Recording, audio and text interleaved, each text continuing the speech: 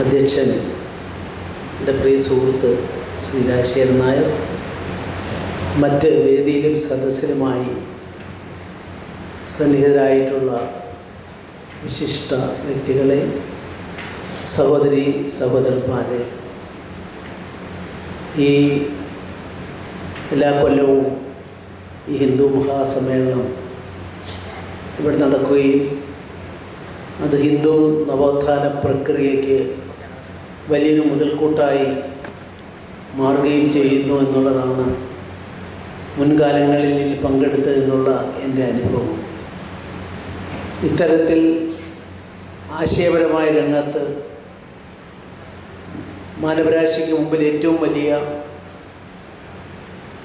പ്രത്യയശാസ്ത്രം എന്ന നിലയിൽ, ജീവിത രീതി എന്ന നിലയിൽ, ആത്മീയ ചൈതന്യം എന്ന നിലയിൽ ഉയർത്തിക്കാട്ടാൻ ഭാരതീയതയ്ക്ക് സാധിക്കുമ്പോൾ അതിൻ്റെ നാമധേയമാണ് ഹിന്ദുത്വം.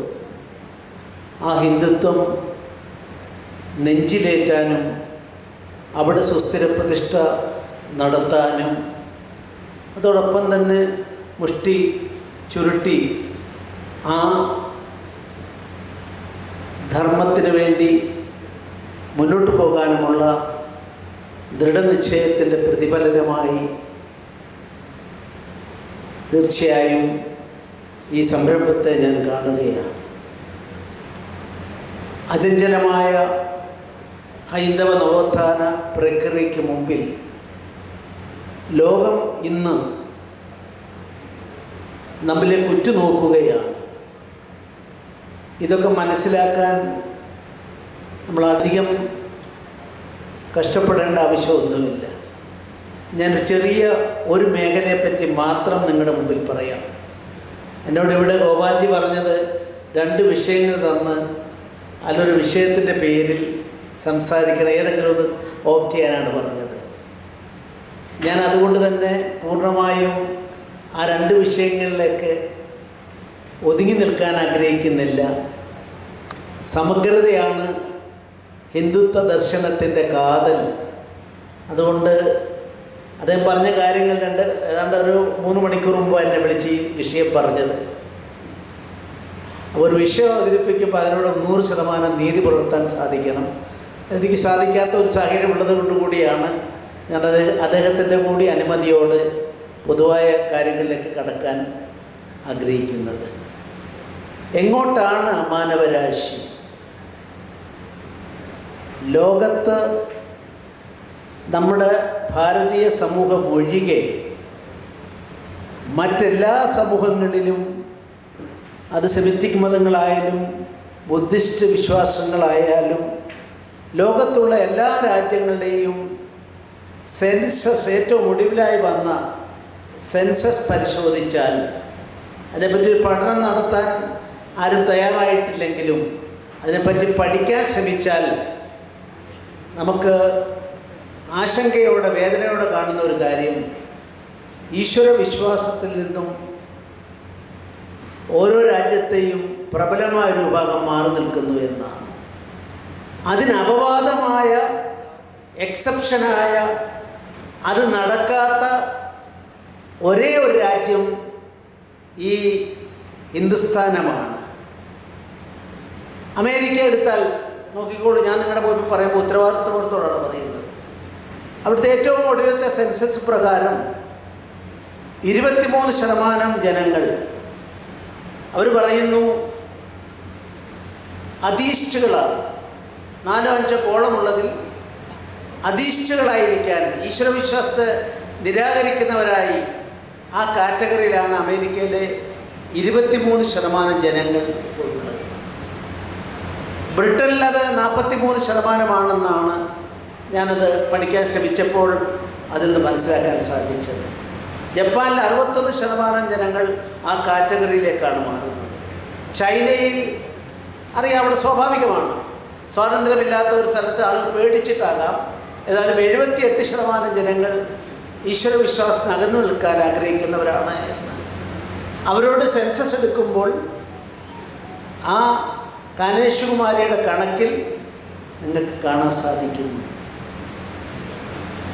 റഷ്യ, ഫ്രാൻസ്, അങ്ങനെ ഒട്ടേറെ രാജ്യങ്ങളുടെ കണക്കുകൾ കാണാൻ സാധിക്കും. ഇസ്ലാമിക രാജ്യങ്ങളുടെ, ഗൾഫ് രാജ്യങ്ങളുടെ കണക്ക് എനിക്ക് ലഭ്യമാകാത്തതുകൊണ്ട് ഞാനതിലേക്ക് കടക്കുന്നില്ല. പക്ഷേ നമ്മുടെ രാജ്യത്ത്, ഇന്ത്യ രാജ്യത്ത് ഏറ്റവും ഒടുവിലായി നടന്ന സെൻസസ്, ആ സെൻസസ് 2011 നടന്നത്. അതിൻ്റെ കണക്ക് നിങ്ങൾ ഇപ്പം ഇന്ന് പോയി നെറ്റിലൊന്ന് അടിച്ചു നോക്കിയാൽ നമുക്ക് കാണാൻ സാധിക്കും. ഇവിടെ 1%, 0.5%, 0.25% പോലും ദൈവത്തെ നിരാകരിക്കുന്ന ആളുകളില്ലാത്ത, ആത്മീയതയെ അടിസ്ഥാനപ്പെടുത്തിയ സമൂഹമായി നമുക്ക് കാണാൻ സാധിക്കുന്നു. 78% ഒരു വിഭാഗം, 16 ഇപ്പോൾ 19, 20 ഒക്കെ ആയിട്ടുണ്ടാവും. വേറൊരു ശതമാനം 3% താഴെ. പഞ്ചാബിലുള്ള ഒരു സമൂഹം 1.63. ഇതെല്ലാം പരിശോധിച്ചാൽ അവസാനത്തെ കള്ളി ഓരോ ഇന്ത്യൻ പൗരനെയും കണ്ടെടുത്ത കണക്കനുസരിച്ച് അവസാനത്തെ കളിയിൽ 3 വിഭാഗങ്ങളെ ഒന്നിച്ചു കൂട്ടിയിരിക്കുന്നു. ഒന്ന് അധീഷ്ഠ, ഇല്ല, ദൈവവിശ്വാസമില്ല എന്നുള്ളവർ. രണ്ടാമത്തേത് മറ്റുള്ള ഭൗതികവാദത്തിൽ വിശ്വസിക്കുന്ന, അതുകൊണ്ട് ആത്മീയതയല്ല എന്നുള്ള വിശ്വാസികൾ. മൂന്നാമത്തേത് ഈ ചോദ്യത്തിന് ഉത്തരം നൽകാത്തവർ. ഇത് നോക്കിയാൽ ഇന്ത്യയിലെ 100% ആളുകളിൽ 1% ഇല്ല, 1% ഇല്ല, 0.5% ഇല്ല, 0.25% ഇല്ല, വെറും 0.22 മാത്രമാണ് അതിലുള്ളത്, ഈ വിഭാഗത്തിൽപ്പെടുന്നത്. ഇത് തന്നെയാണ് മാനവരാശിക്ക് മുമ്പിൽ ആത്മീയതയുടെ ഏറ്റവും വലിയ പ്രഭാവമായി ഒരു ജനതതി എല്ലാ വെല്ലുവിളികളെയും അതിജീവിച്ച് എത്തി നിൽക്കുന്നു, അതിൽ ഉറച്ചു നിൽക്കുന്നു എന്നുള്ളതിൻ്റെ ഏറ്റവും വലിയ തെളിവ് അതാണ്. എത്ര ആളുകൾ ഇതിനെപ്പറ്റി ശ്രദ്ധിച്ചിട്ടുണ്ടെന്ന് എനിക്കറിയില്ല. അതുകൊണ്ടാണ് 52 സർവപ്പള്ളി രാധാകൃഷ്ണൻ ഉപരാഷ്ട്രപതിയായി തിരഞ്ഞെടുക്കപ്പെട്ടപ്പം ജർമ്മൻകാരനായ പത്രപ്രവർത്തകൻ ചോദിച്ചു, sir, what is the greatest contribution of Indian society to the world? ലോകത്തിന് ഭാരതത്തിൻ്റെ ഉപരാഷ്ട്രപതിയായ അങ്ങയുടെ രാജ്യത്തിൻ്റെ ഏറ്റവും വലിയ സംഭാവന എന്താണ് എന്ന് ചോദിച്ചപ്പോൾ അതിന് കിട്ടിയ ഉത്തരം അദ്ദേഹം പറഞ്ഞത്, ദ സ്പിരിച്വാലിറ്റി ഓഫ് ഇന്ത്യ. ഇന്ത്യയുടെ ആത്മീയതയാണ്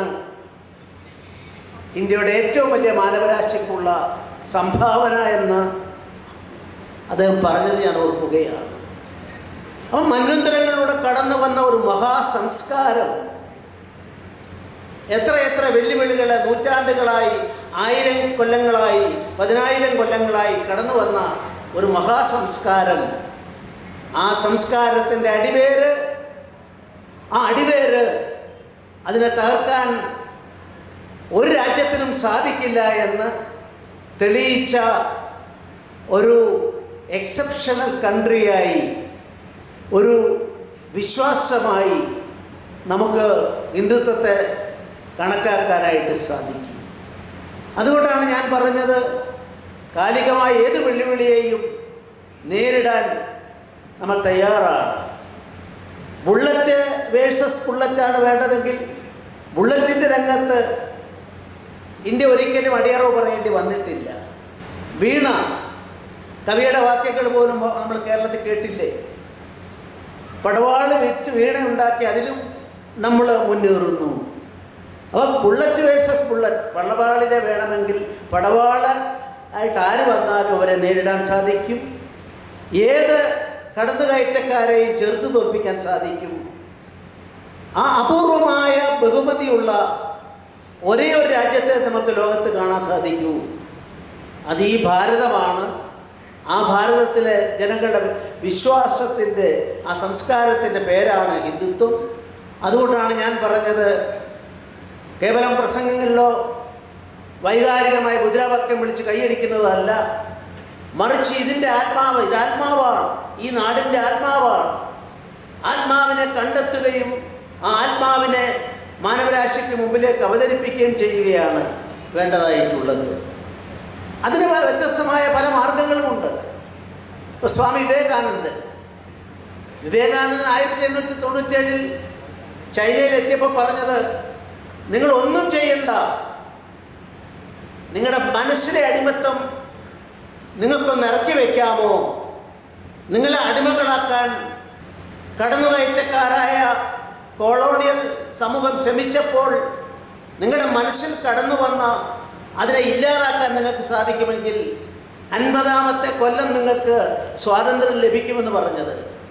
ചരിത്ര വിദ്യാർത്ഥികളുണ്ടെങ്കിൽ നോക്കിക്കോളൂ. 1897 ഫെബ്രുവരി മാസം 21-ഓ 22-ഓ ആണ് അദ്ദേഹം ഇത് ചെന്നൈയിൽ, അന്നത്തെ മദ്രാസിൽ പ്രഖ്യാപിച്ചത്. ഇന്ത്യക്ക് എപ്പോഴാണ് സ്വാതന്ത്ര്യം കിട്ടിയത്? 47 ഓഗസ്റ്റ് 15 നമ്മൾ പറയും. 47 ഓഗസ്റ്റ് 15 നമ്മൾ പറയുമ്പം ഞാൻ പറയാൻ ആഗ്രഹിക്കുന്നു, അന്നത്തെ ബ്രിട്ടീഷ് പ്രധാനമന്ത്രി ഇന്ത്യക്ക് സ്വാതന്ത്ര്യം നൽകുന്നു എന്ന് പ്രഖ്യാപിച്ചത് 1947 ഫെബ്രുവരി മാസം 21-ാം തീയതിയായിരുന്നു. ക്രാന്തദർശിയായ സ്വാമി വിവേകാനന്ദൻ്റെ വാക്കുകൾ, ആ വാക്കുകൾക്ക് കാന്തിക ശക്തിയുണ്ട്. മാനവരാശിയുടെ ഭാഗതയെ നിർണ്ണയിക്കുന്ന രാഷ്ട്രമായി നമുക്ക് മാറാൻ സാധിക്കും. ആ മാറാനുള്ള ശ്രമത്തിൻ്റെ അടിത്തറയായി, ബേസായി അദ്ദേഹം പറഞ്ഞത് അടിമത്തത്തെ ഉപേക്ഷിക്കുക എന്നുള്ളതാണ്. ഇന്ത്യ രാജ്യത്തിൻ്റെ ജനങ്ങളുടെ മനസ്സിലെ അടിമത്തം മാറിയാൽ, അതിനെ ഇല്ലാതാക്കിയാൽ, എന്നോട് വിശ്വഗുരുസ്ഥാനത്തേക്ക് ഇന്ത്യ എത്തുമോ എന്നുള്ള വിഷയമാണ് ഒരു വിഷയമായി ഗോപാൽജി പറഞ്ഞത്. ഞാൻ പറയാൻ ആഗ്രഹിക്കുന്നു, വിശ്വഗുരുസ്ഥാനത്ത് എത്തേണ്ട ആവശ്യമില്ല.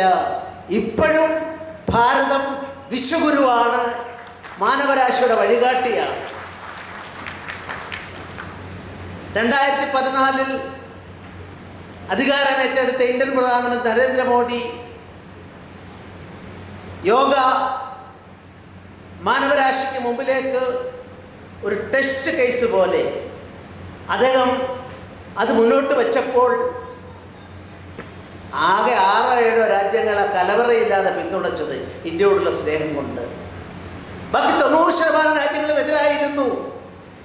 പക്ഷേ ഇതാ 12ാമത്തെ കൊല്ലത്തിൽ നമ്മൾ മനസ്സിലാക്കുന്നു, ഇന്ന് ലോകമെമ്പാടും ഐക്യരാഷ്ട്ര സംഘടന ഉൾപ്പെടെ ലോകമെമ്പാടും യോഗ ഏറ്റവും സ്വീകരിക്കത്തക്കതായി മാറുകയും ചൈനയും പാകിസ്ഥാനും ഒക്കെ ഉൾപ്പെടെയുള്ള ഏതാനും രാജ്യങ്ങൾ ഒഴിച്ചാൽ ഐക്യരാഷ്ട്ര സംഘടനയും ലോകത്തിലെ ബഹുഭൂരിപക്ഷം രാജ്യങ്ങളും യോഗ അംഗീകരിച്ചിരിക്കുന്നു. ഇവിടെയാണ് നമ്മൾ കണക്കാക്കേണ്ടത്. ഇവിടെയാണ് നരേന്ദ്രമോദി പറഞ്ഞ, അദ്ദേഹം അധികാരമേൽക്കുന്നതിന് മുമ്പ് പാർലമെൻറ്റിൽ അംഗമായിരിക്കോ പോവുകയോ ചെയ്ത ആളല്ല. ആ പടവുകളിലേക്ക് അദ്ദേഹം വന്നപ്പം ദണ്ഡ നമസ്കാരം ചെയ്ത് അദ്ദേഹം പറഞ്ഞു, ഇന്ത്യൻ ഭരണഘടനയാണ് എൻ്റെ വേദപുസ്തകം തോന്നത്തക്ക തരത്തിലെല്ലാം പറഞ്ഞ ആ പുസ്തകത്തെ കൂടി ആലിംഗനം ചെയ്തുകൊണ്ട് അദ്ദേഹം അന്ന് പറഞ്ഞ അദ്ദേഹത്തിൻ്റെ അന്ന് വൈകിട്ടത്തെ വാക്കുകളിൽ ഒരെണ്ണം തിരിച്ചുവരവെന്നാണ്. തിരിച്ചുവരവ്. ഈ രാജ്യം തിരിച്ചു വരും. നഷ്ടസ്മൃതികൾ, ആ നഷ്ടസ്മൃതികളിലെ ഒന്നൊന്നായി തിരിച്ച് കൊണ്ടുവന്നുകൊണ്ട് ഈ രാജ്യത്തെ ലോകത്തിൻ്റെ വഴികാട്ടിയാക്കി മാറ്റും.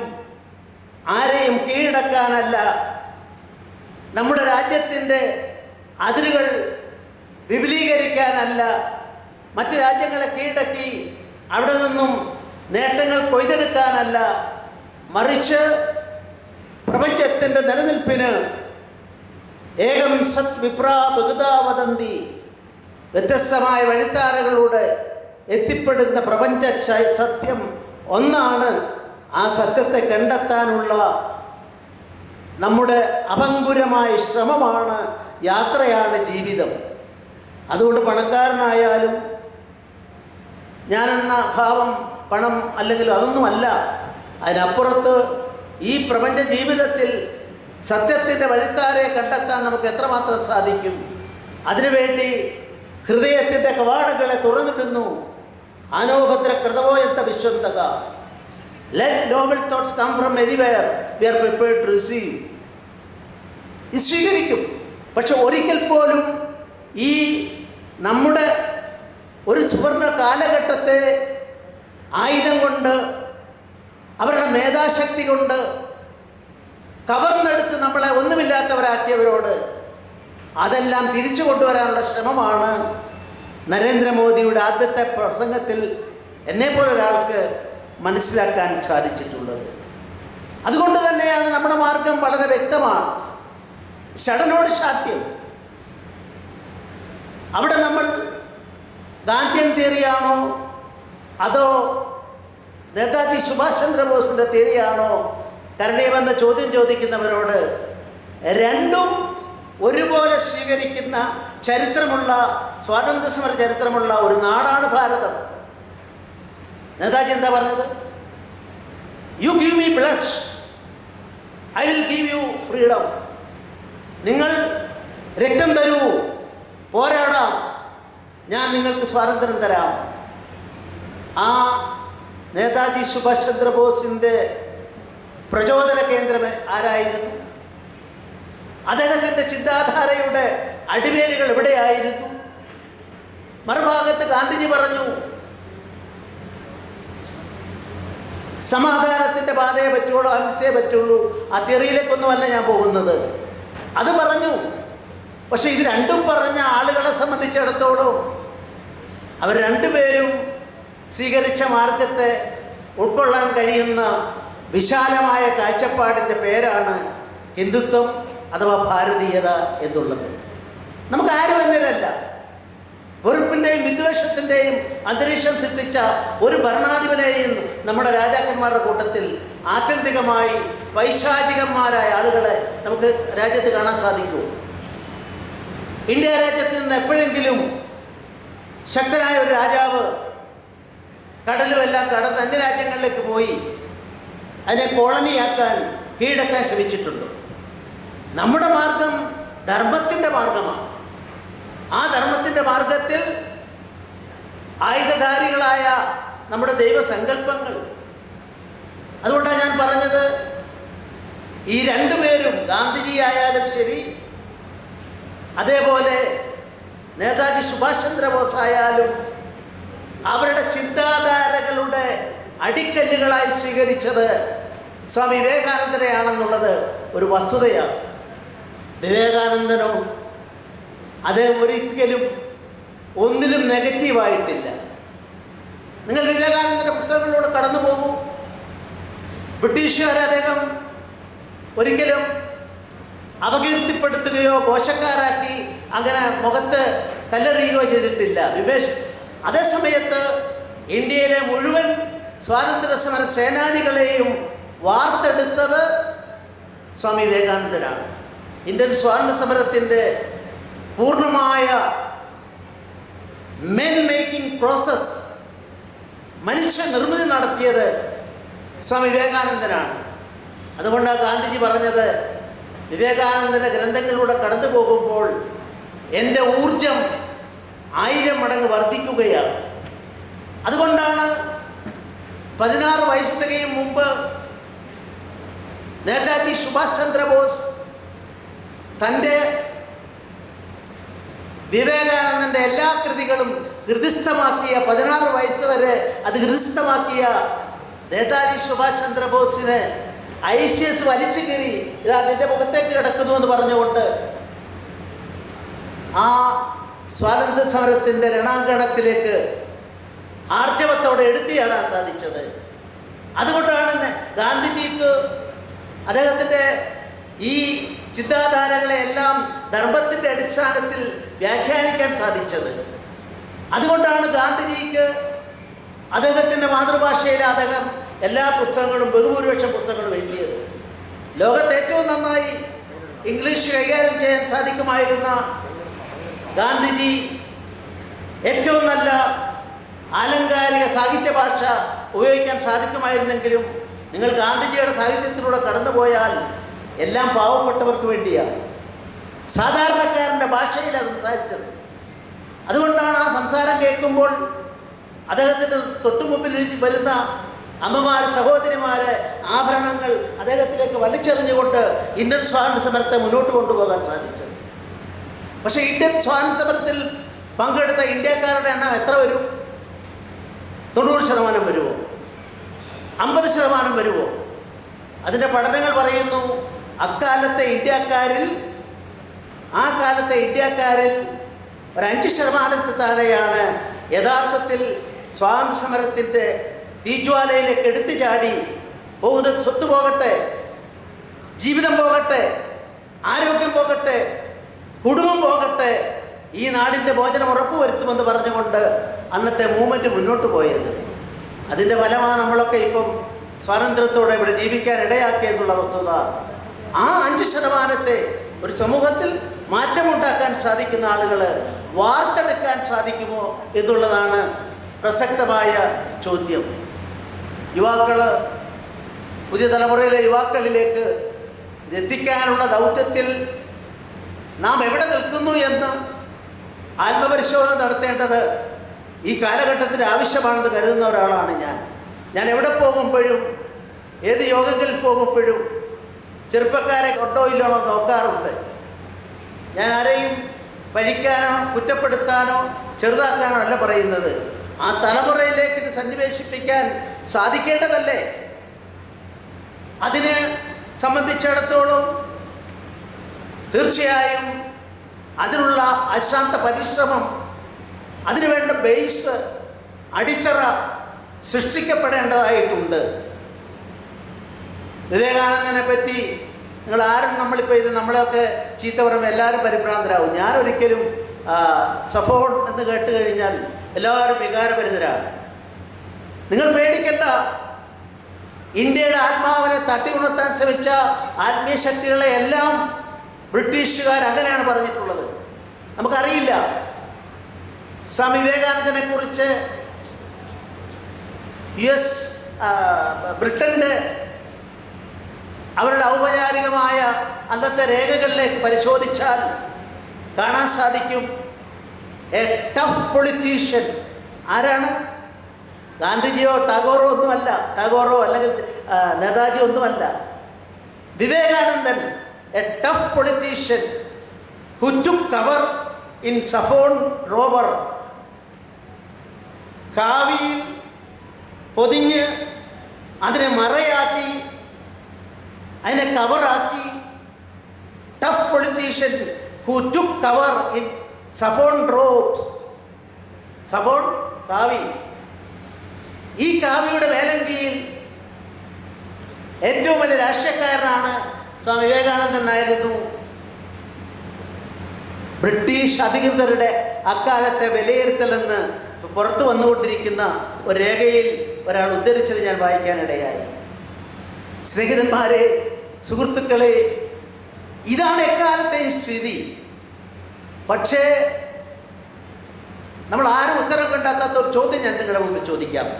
എന്താ ബ്രിട്ടീഷുകാർ ഇന്ത്യയിലേക്ക് വന്നത്? ഈസ്റ്റ് ഇന്ത്യ കമ്പനി വന്നത് 1600-ലാണ്.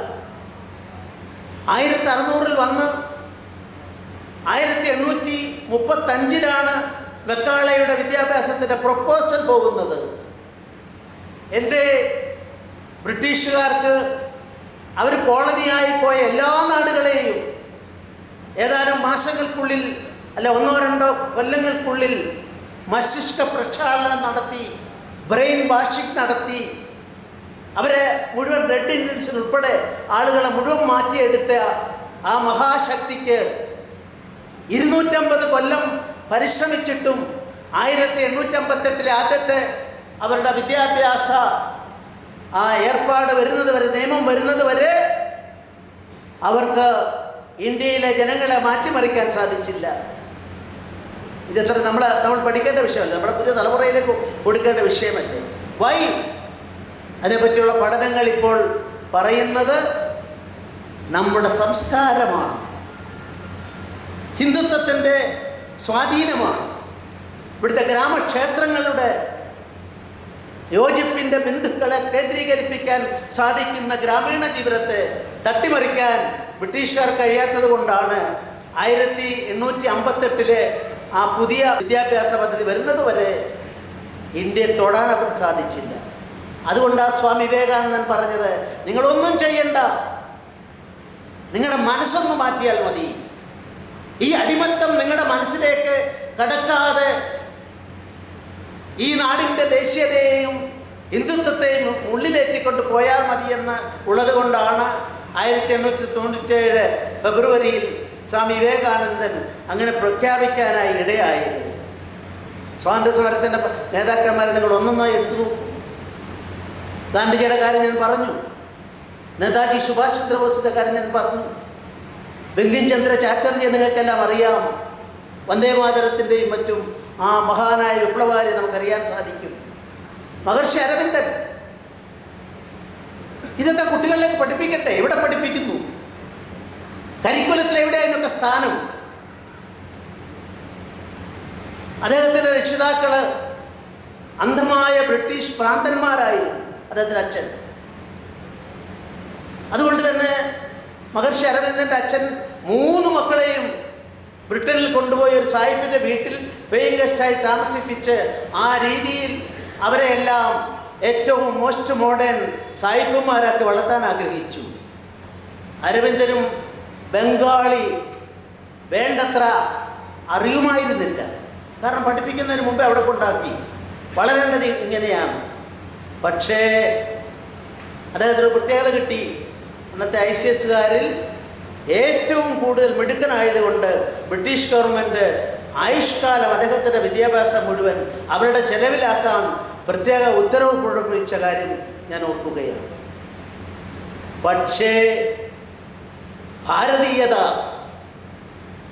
ആത്മാവിൻ്റെ അടിത്തട്ടിലെ ഈ മഹത്തായ സംസ്കാരത്തിൻ്റെ, ധർമ്മത്തിൻ്റെ ഉജ്ജ്വലമായ വേരോട്ടവും തേരോട്ടവും, അതുകൊണ്ടാണ് ഏറ്റവും മിടുക്കനായി ICS പാസ്സായി അവസാന ദിവസം അദ്ദേഹം ഒരു കുതിരപ്പുറത്ത് സഞ്ചരിച്ചുകൊണ്ട് അതുകൂടി പൂർത്തിയാക്കിയാൽ, ആ ധൈര്യം കൂടി കാണിച്ചാൽ അദ്ദേഹത്തിന് ICS കിട്ടുമായിരുന്നു.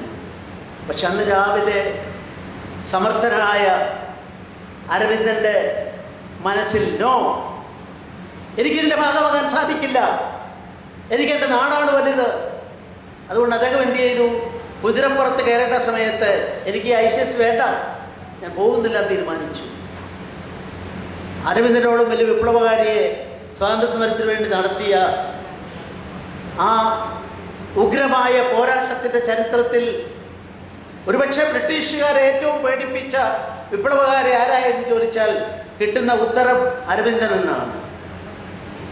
ആര്യസമാജം സ്ഥാപിച്ച ദയാനന്ദ ഭാരതിയും ദയാനന്ദ സരസ്വതി ഒക്കെ ഇത് നമ്മൾ നോക്കിയാൽ ഇവരെല്ലാം സ്വാമി വിവേകാനന്ദൻ്റെ വാക്കുകളിലൂടെ പ്രചോദനം ഉൾക്കൊണ്ട് ആ ആവേശത്തിൽ അവരുടെ ജീവിതം സ്വാതന്ത്ര്യത്തിൻ്റെ സരണിയിലേക്ക് വഴിതിരിച്ചു വിട്ടവരാണ്, പോരാടിയവരാണ്, ജീവിതം ആഹൂതി ചെയ്തവരാണെന്ന് വേണമെങ്കിൽ പറയാൻ സാധിക്കും. അതുകൊണ്ടാണ് ഞാൻ പറഞ്ഞത്, യു ഗീവ് മീ ബ്ലഡ് എന്ന് പറഞ്ഞ നേതാജിയും ആ നേതാജി തന്നെയല്ലേ മഹാത്മാവായി ഗാന്ധിജിയെ ചിത്രീകരിച്ചത്? ആരാ? ഇത്തരത്തിൽ ചിന്തിക്കുമ്പോഴാണ് നമ്മുടെ നാട് രാഷ്ട്രം ഒന്നാമത്തേതാണ്. ആ രാഷ്ട്രം സടകുടെ നിലനിൽക്കുകയാണ്. ഇതെല്ലാ മേഖലകളിലും ഭാരതത്തിൻ്റെ യുക്തിക്കും ബുദ്ധിക്കും അതിൻ്റെ പ്രയാണത്തിന് മുമ്പിൽ ഒന്നൊന്നായി ലോകങ്ങൾ ഓരോന്നൊന്നായി വന്നുകൊണ്ടിരിക്കുകയാണ്. ഇപ്പം നമ്മുടെ മെഡിക്കൽ മേഖല, മരുന്നുൽപാദനം ഇത്രയും കാലം ആരുടെ കുത്തകയായിരുന്നു? അമേരിക്കൻ പ്രസിഡന്റ് പുതിയ നിയമം പാസ്സാക്കി എല്ലാവർക്കും തീരുവ പ്രഖ്യാപിച്ചപ്പോൾ ഒഴിവാക്കപ്പെട്ട ഒരു മേഖല നമ്മുടെ മരുന്നുൽപാദന വേദനയാണ്. നിങ്ങൾക്കറിയാമോ, അമേരിക്കയിലെ ഡോക്ടർമാരെ നിർത്തി നോക്കിയാൽ ഏറ്റവും പ്രഗത്ഭരായ ഡോക്ടർമാരിൽ 4-ാമത്തെ ആള് ഇന്ത്യൻ വംശജനാണ്. ശാസ്ത്രം അതീശസ്ഥാനത്തെത്തുമ്പോഴും ശാസ്ത്രത്തിൻ്റെ എല്ലാ മേഖലകളെയും ഞങ്ങൾ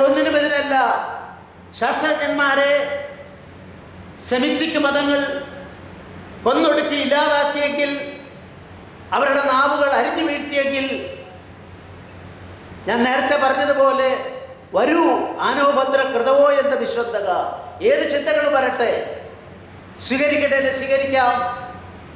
അതുവഴി മാനവരാശിക്ക് മുഴുവൻ ഞങ്ങൾ വഴികാട്ടിയായി അവരെ സഹായിക്കും.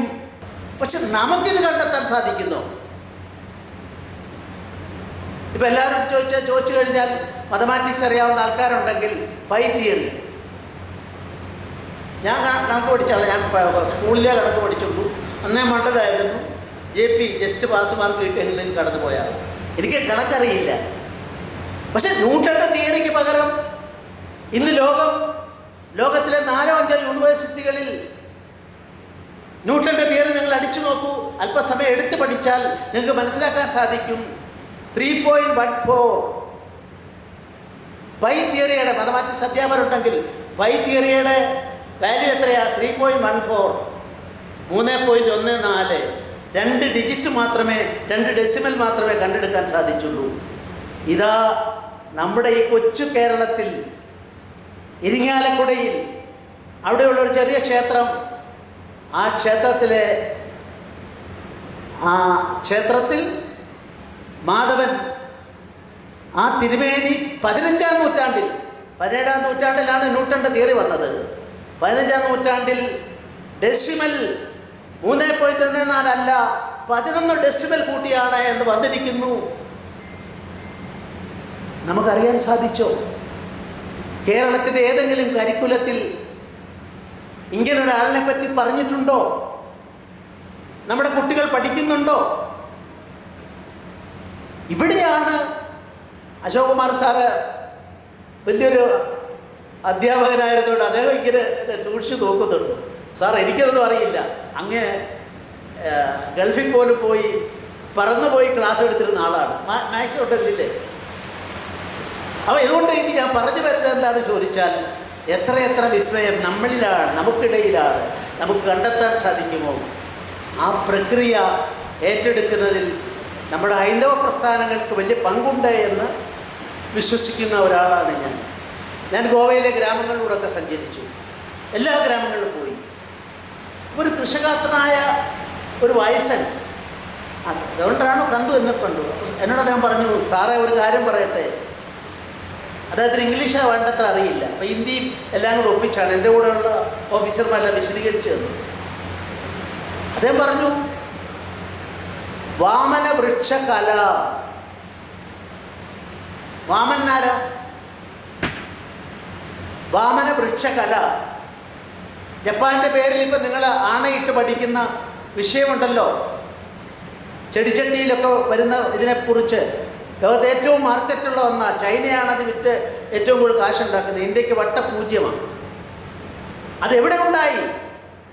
1400 കൊല്ലം മുമ്പ് ജപ്പാൻ്റെ ഒറിജിനാലിറ്റി ജപ്പാനിലാണെന്ന് പറഞ്ഞ് നമ്മുടെ എല്ലാ കുട്ടികളും ഇവിടെ ഇരിക്കുന്നതോടെ ഞാൻ പരീക്ഷിക്കാൻ പോകുന്നില്ല. നിങ്ങളുടെ എല്ലാ അഭിപ്രായത്തിൽ അതിൻ്റെ പേരെന്താ? ബോൺസായ്.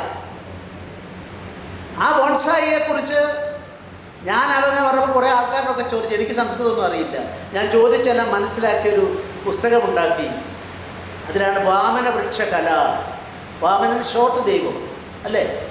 വൃക്ഷം എല്ലാ ഭാഷയിലും ഒന്ന് തന്നെ. കല മീൻസ് ആർട്ട്. ഇന്ത്യയുടെ ആർട്ടായിരുന്നു. അവിടെയാണ് നമ്മൾ മനസ്സിലാക്കേണ്ടത്. ഈ പുസ്തകം ഞാൻ എഴുതി, ഞാൻ പറഞ്ഞില്ല ബേസിക് നോളജ് ഇല്ല, പക്ഷെ കേട്ടറിവിൻ്റെ അടിസ്ഥാനത്തിൽ എഴുതി. നമ്മുടെ പ്രധാനമന്ത്രിക്ക് സന്തോഷമായി 5 കോപ്പി വേണമെന്ന് പറഞ്ഞ് അദ്ദേഹം ഞാൻ കൊടുത്തയച്ചു. ഇന്നത് ഒരു യൂണിവേഴ്സിറ്റിയിലെ പാഠപുസ്തകമാണ്, റിസർച്ച് സബ്ജക്റ്റാണ്. അപ്പം നമ്മുടെ നാട്ടിലിതില്ലേ? ഇത് കണ്ടെത്താൻ എന്നെപ്പോലെ ബോട്ടണി എന്ന് പറഞ്ഞാൽ അങ്ങാടി വരുന്നോ പച്ച വരുന്നോ എന്നറിയാത്ത എനിക്ക് സാധിക്കുമെങ്കിൽ ഇവിടെ ഇരിക്കുന്ന എന്നേക്കാൾ ശ്രേഷ്ഠരായ നിങ്ങൾക്കെല്ലാം എന്തെല്ലാം ചെയ്യാൻ സാധിക്കും. ഇത്തരം ഒട്ടേറെ മേഖലകളുണ്ട് ഗോപാൽജി. അതുമൊക്കെ കൂടി ഇതിൻ്റെ സബ്ജക്റ്റിലാക്കിയാൽ നന്നായി എന്ന് കരുതുന്ന ഒരാളാണ് ഞാൻ. കാരണം ഞാൻ വൈകാരികതയിലല്ല വിശ്വസിക്കുന്നത്. മുഷ്ടിയേക്കാൾ ഹൃദയത്തിനാണ് പ്രാധാന്യം. ആ ഹൃദയത്തിലേക്ക് സന്നിവേശിപ്പിച്ചാൽ ഈ ഭാരതം സടകുടഞ്ഞെഴുന്നേറ്റ് ലോകത്തിൻ്റെ വഴികാട്ടിയാകും. അങ്ങ് എനിക്ക് എഴുതി തന്ന സബ്ജക്റ്റിൻ്റെ ഒറ്റ വാക്കിലുള്ള ഉത്തരം ഇതാണ് ഞാനിവിടെ അവതരിപ്പിക്കാൻ പറഞ്ഞത്. അതിന് നമുക്ക് എല്ലാവർക്കും കൂടി ശ്രമിക്കേണ്ടതുണ്ട്. ഇന്നത്തെ വർത്തമാന സാഹചര്യം ഒരു പ്രശ്നവുമില്ല. Yes, we can overcome. അതിന് ജനങ്ങളെ എല്ലാവരും ഒത്തൊരുമിച്ച് നിർത്തണം. സെമിറ്റിക് മതങ്ങളുടെ അടിസ്ഥാനപരമായ കാഴ്ചപ്പാടിൻ്റെ അപജയമെന്ന് ഞാൻ പറഞ്ഞാൽ വാർത്തയാകും. ഞാൻ അപജയം പറയുന്നില്ല. ഞാൻ നേരത്തെ സെൻസസിൽ കൂടി നിങ്ങളോട് പറയാൻ ശ്രമിച്ചത്, ദൈവവിശ്വാസം പോലും ഇല്ലാത്ത ഒരു സമൂഹമായി ലോകത്തിലെ പല രാജ്യങ്ങളും മാറുമ്പോൾ എന്തുകൊണ്ട് ഇത് ചിന്തിക്കാനും മറ്റുള്ളവരെ കൊണ്ട് ചിന്തിപ്പിക്കാനും നമുക്ക് സാധിക്കേണ്ടതായിട്ടുണ്ട്. നമ്മുടെ ഓരോ മേഖലകളും അങ്ങനെയാണ്. നിങ്ങൾക്കറിയാമോ, ഇപ്പം തന്ത്രം. ഇപ്പം എന്നെ അവിടെ കൊണ്ടുപോയി ഗോപാൽജി എന്നെ കൊണ്ടൊരു പൂജ ചെയ്യിച്ചു. എനിക്ക് അതിനെപ്പറ്റി ഡീറ്റെയിൽസ് അറിയില്ല, ഞാൻ അദ്ദേഹം പറഞ്ഞുകൊണ്ട് വളരെ അനുസരിച്ചു. വാട്ട് ഈസ് തന്ത്ര? തന്ത്രം എപ്പോഴാണ് തന്ത്രശാസ്ത്രമായത്? ഒട്ടേറെ കാര്യങ്ങൾ നമ്മൾ മനസ്സിലാക്കേണ്ടതായിട്ടുണ്ട്.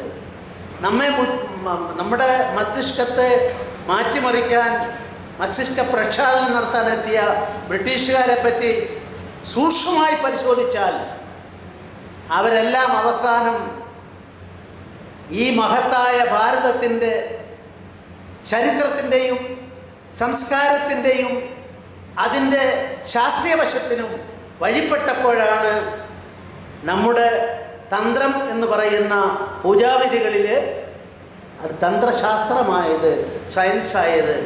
അതറിയണമെങ്കിൽ സർ ജോൺ വുഡ്രൂഫിൻ്റെ 11 പുസ്തകങ്ങളുണ്ട്. ആ പുസ്തകങ്ങളുടെ ചിത്രമാണിപ്പോൾ എല്ലാവരും കുണ്ടലിനി ശക്തിയുടെ ചിത്രം കാണുന്നത്. ആ ചിത്രം വരച്ച ആൾക്കാരോടൊക്കെ ഞാൻ ചോദിക്കുന്നു, ആരുടെ ചിത്രമാണ്? ഹൈക്കോടതിയിലെ ജഡ്ജിയായി വന്ന മനുഷ്യൻ ഇവിടുത്തെ തന്ത്രശാസ്ത്രം കണ്ടത് പ്രാക്ടീസ് ചെയ്യാൻ പോയി. അദ്ദേഹം വരച്ചതാണ് നമ്മൾ കുണ്ടലിനി ശക്തിയുടെ ഈ ഇവിടെ നിന്നും മൂലാധാരത്തിൽ നിന്നും ഈ മസ്തിഷ്കത്തിലേക്ക് എത്തുന്ന ആ ചിത്രമെന്ന് പറയുമ്പോൾ, അതിനുവേണ്ടി ആ ഹൈക്കോടതിയിലെ ചീഫ് ജസ്റ്റിസ് അദ്ദേഹത്തിൻ്റെ ഗുരു പറഞ്ഞു, നിങ്ങൾ ഈ മെറ്റെ കിടന്നാലൊന്നും ഉച്ചാരണശുദ്ധി കിട്ടില്ല എന്ന് പറഞ്ഞു. ജീവിതകാലം മുഴുവൻ അന്നത്തെ സുപ്രീം കോടതി എന്ന് പറയാവുന്ന ആ കോടതിയിലെ ജഡ്ജി നിലത്ത് പായ വിരിച്ച് കിടക്കുകയായിരുന്നു. അങ്ങനെ പഠിച്ചാണ് അദ്ദേഹത്തിന് 11 പുസ്തകങ്ങൾ വന്നത്. ആ പുസ്തകങ്ങൾ വായിച്ച എത്ര ആളുണ്ടെന്ന് ചോദിച്ചാൽ ഞാൻ ഉത്തരം പറയാം, ഒരാളും ഇവിടെ ഉണ്ടാവില്ല. ഇപ്പം ഈ അടുത്ത കാലത്ത് ഒരാൾ മരിച്ചു, മറക് ഡെയ്സ്കസ് എന്ന് പറയുന്ന ആൾ, മോഹൻലാലിൻ്റെ ഗുരുനാഥനാണ്. അദ്ദേഹം ആരോട് പറഞ്ഞിട്ടില്ലെങ്കിലും എനിക്കറിയാം. ഒരു 2 മാസം മുമ്പാണ് മരിച്ചത്. ഒരു പത്രത്തിലും വാർത്ത വന്നില്ല. മോഹൻലാലിട്ട പോസ്റ്റിൽ അദ്ദേഹം ദിവഗ്ധനായെന്ന് കണ്ടപ്പോൾ ഞാൻ അന്ന് നോട്ട് ചെയ്ത് വെച്ചതാണ്. അദ്ദേഹത്തിൻ്റെ കാശ്മീരി ശൈവമാണ്, തന്ത്രശാസ്ത്രം കാശ്മീരി ശൈവം. അതുപോലെ തന്നെ ബംഗാളി മാർഗം, കേരളത്തിൻ്റെ മാർഗം. ഇതെല്ലാം ആദിശങ്കരനെ സംബന്ധിച്ചിടത്തോളം ഇതെല്ലാം സമന്വയിപ്പിച്ചില്ലേ? വേദാന്തമാണോ വേണ്ടത്, ക്ഷേത്ര ആരാധനക്രമമാണോ എന്ന് പറഞ്ഞപ്പോൾ രണ്ടിനെയും കൂട്ടിച്ചേർത്തില്ലേ? എത്ര വിശാലമായി ചിന്തിച്ചുകൊണ്ടാണ് നമ്മുടെ പൂർവീകരെല്ലാം ചെയ്തത്. ആദിശങ്കരൻ്റെ ചൈത്രയാത്രയിൽ ഏതെങ്കിലും ഒരു രാജാവിൻ്റെ പണം വാങ്ങിയിട്ടുണ്ടോ? ഏതെങ്കിലും ഒരു രാജാവിൻ്റെ സഹായം സ്വീകരിച്ചുകൊണ്ടാണോ അദ്ദേഹം യാത്ര ചെയ്തത്? അതിനെ ചൈത്രയാത്ര എന്ന് ചരിത്രം രേഖപ്പെടുത്തിയിരിക്കുന്നു. ഇതെല്ലാം നമ്മൾ ചിന്തിക്കുമ്പോഴാണ് ഭാരതവർഷം, ഞാനതുകൊണ്ടാണ് പറഞ്ഞ് നേഷൻ ഫസ്റ്റ്, രാഷ്ട്രമാണ് ഒന്നാമത്തേത്.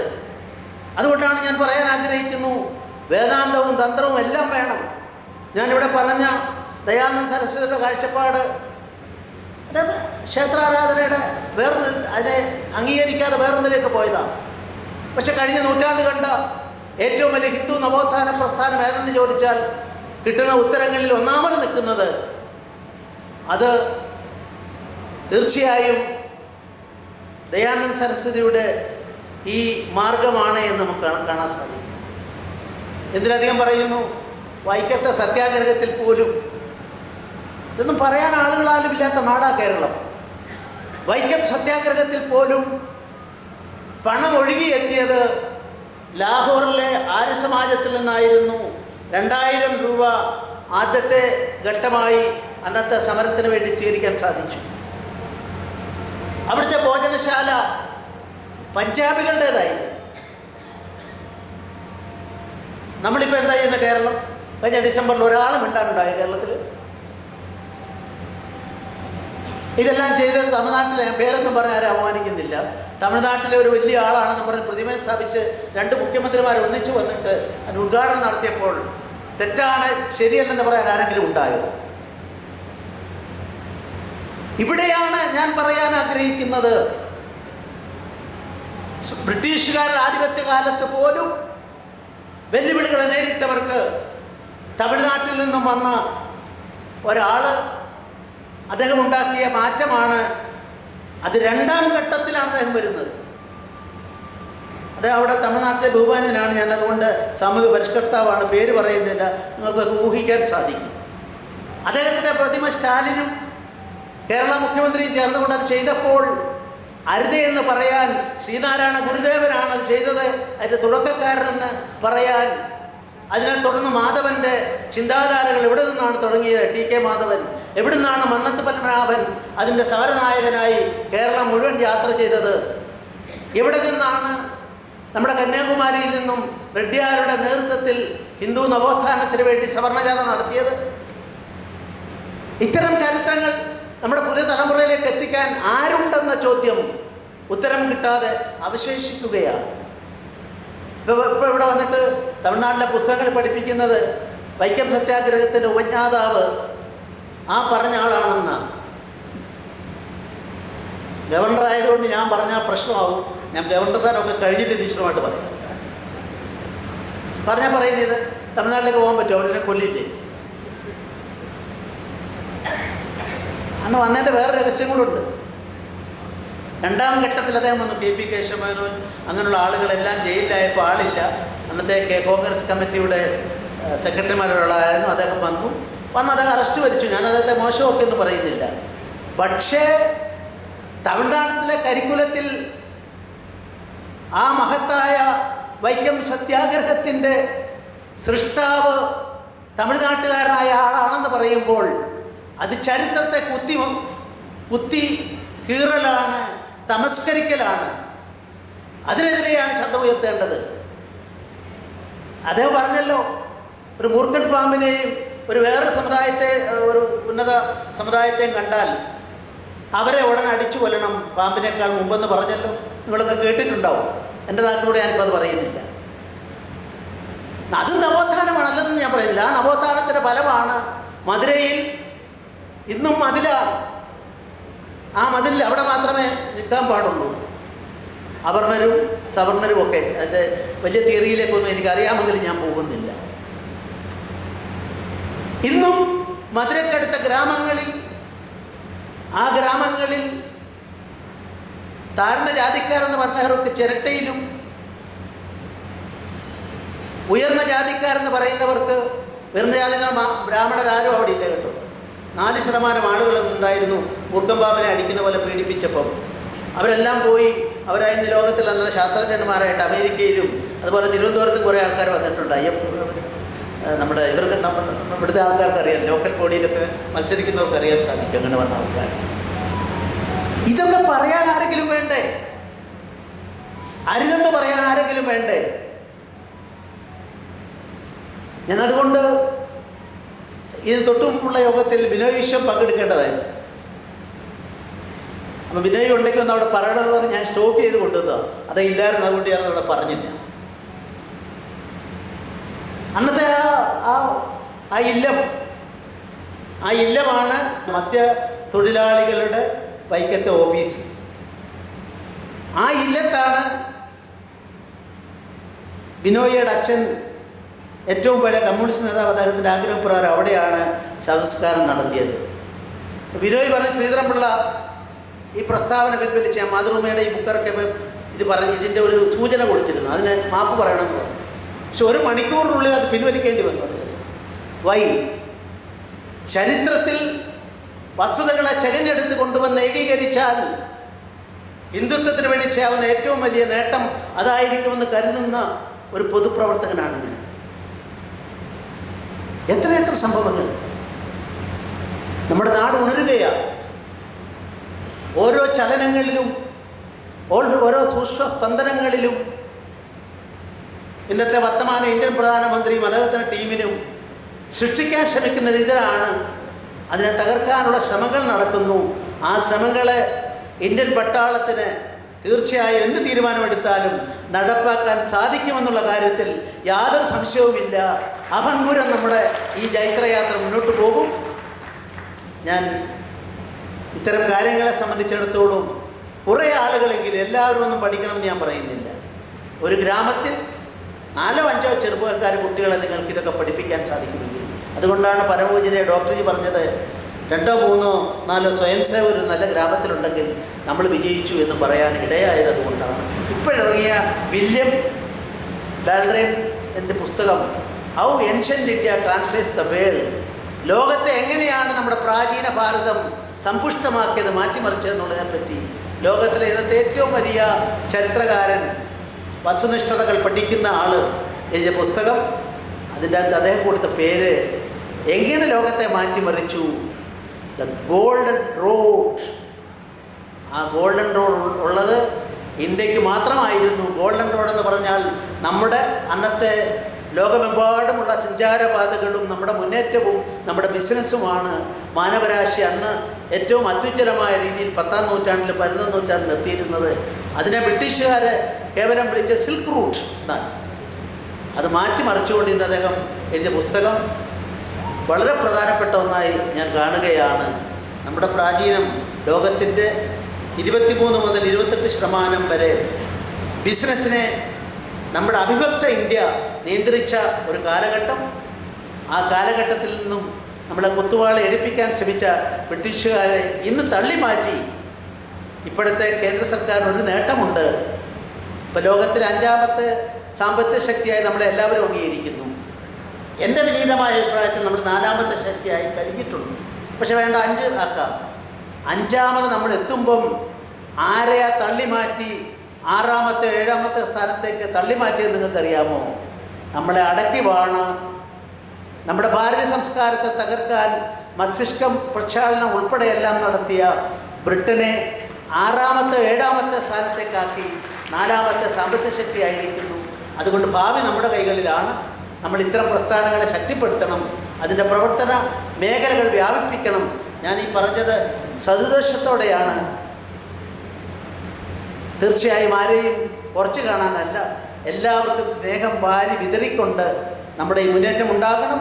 അതോടൊപ്പം തന്നെ വേണ്ടി വന്നാൽ ബുള്ളറ്റ് വേഴ്സസ് ബുള്ളറ്റ് എന്ന് പറഞ്ഞുകൊണ്ട് ഞാൻ തുടങ്ങിയത്, ഷടനോട് ശാഠ്യം. എല്ലാ ഉപായവും നമ്മൾ ശ്രമിക്കും. പറ്റില്ലെങ്കിൽ ആ ഷടിക്കുന്നവൻ അവനോട് ശാഠ്യത്തിൻ്റെ ഭാഷയിൽ തന്നെ മറുപടി നൽകുമെന്ന് പറയാനാണ് ഞാൻ ഉദ്ദേശിച്ചത്. അത് നിങ്ങളുടെ മുമ്പിലേക്ക് സമർപ്പിക്കുന്നു. എല്ലാവർക്കും എൻ്റെ വിനീതമായ നമസ്കാരം. ജയ് ഹിന്ദ്, ജയ് ഭാരത്.